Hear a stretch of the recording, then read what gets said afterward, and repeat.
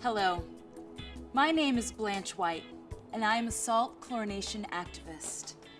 For a while now, you've heard me talk about the many benefits of salt chlorination, how it's a more natural approach to chlorinating your pool, how it delivers the most amazing swimming experience, how it leaves your pool water silky soft with no chemical odor, and how it lets you say goodbye to itchy skin, red eyes, and bleached clothing.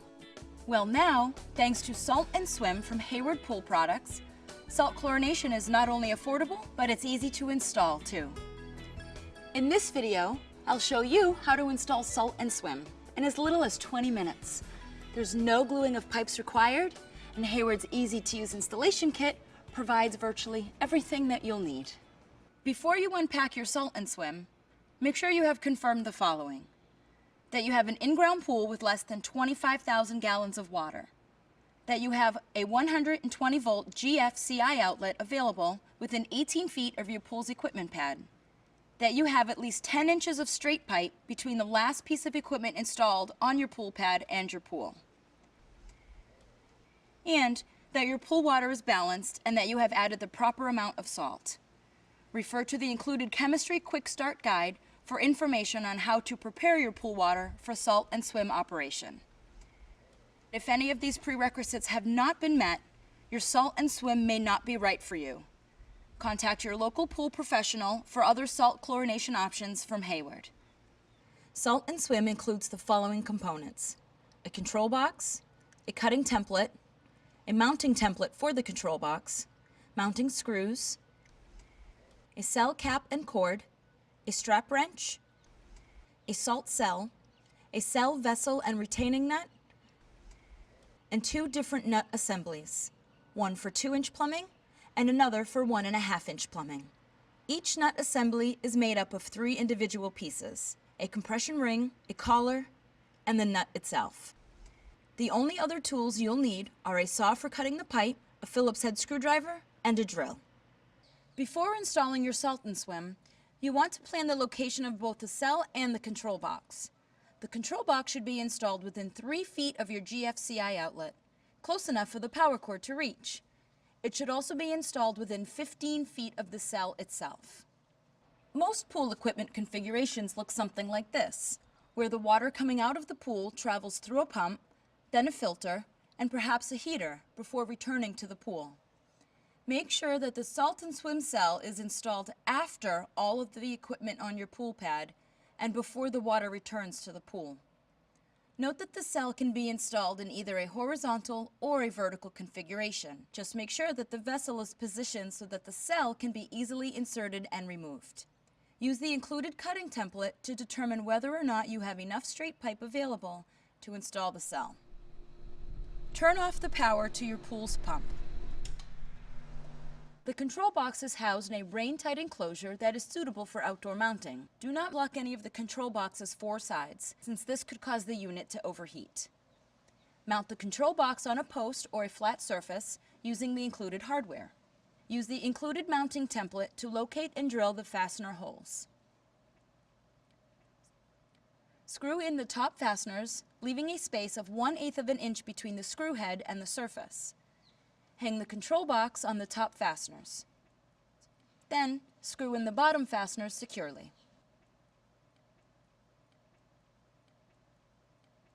The provided cutting template indicates exactly where to cut your existing pipe in order to install the Salt and Swim cell, so there's no need to guess or measure.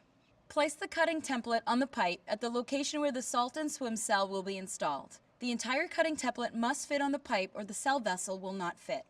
The cutting template has 2 sets of pre-cut notches on the left side and 2 more on the right side. Mark each of the pre-cut notches on the cutting template. The first, or outermost set of marks are inspection marks that will tell you later whether the cell has been installed properly. And the second, or innermost marks, will tell you where to cut the pipe. Using a saw suitable for cutting PVC pipe, cut the pipe in the 2 places indicated by the cutting template. These will be the innermost marks on the left and right-hand side of the pipe. Make sure to clean any shavings that may be left on the cut pipe. Depending on the diameter of your plumbing pipe, select either the 2-inch or 1.5-inch nut assembly to secure the cell to the pipe.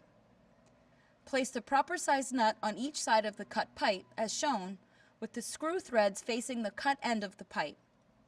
Then place the compression ring on the pipe, followed by the collar. Make sure you add the nut assembly components to the pipe in this order. Position the compression ring directly over the second marks on the left and right-hand sides of the pipe. Verify that the black rubber gaskets are positioned on either side of the vessel. Install the vessel by fastening the nuts to either side of the vessel where the pipe has been cut away. Hand tighten the nuts for a snug fit. Using the included strap wrench, tighten an additional 1/4 turn.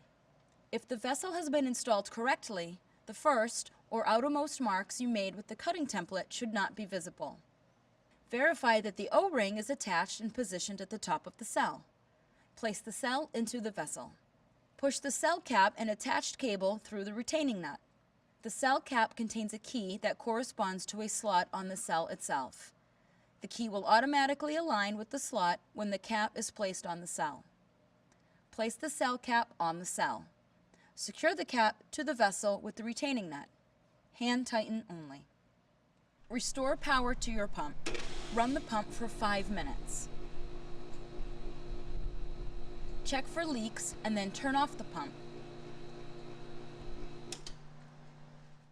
Plug the line cord for the control box into an outlet. After being powered on for the first time, Salt and Swim will run a diagnostic routine which can take up to 30 seconds. During this time, various indicators may turn on and off. When the diagnostic routine is finished, Salt and Swim will display a blinking inadequate water flow indicator and a solid standing by indicator. This is perfectly normal.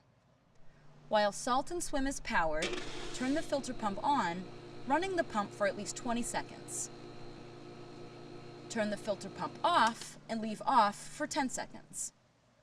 Salt and Swim should now display a solid inadequate water flow indicator and a solid standing by indicator. Now you can turn on your filter pump and begin normal operation. See? It's so fast and easy to install, you'll have plenty of time to soak up the sun. Come on in, kids! The water is fine! We hope this video has been helpful. For additional information, please refer to the Salt and Swim installation manual or visit us at Hayward's service website. Start using your Salt and Swim today and see what a little bit of salt can do. Hayward Pool Products with Salt Chlorination. Live free, live clean, live clear.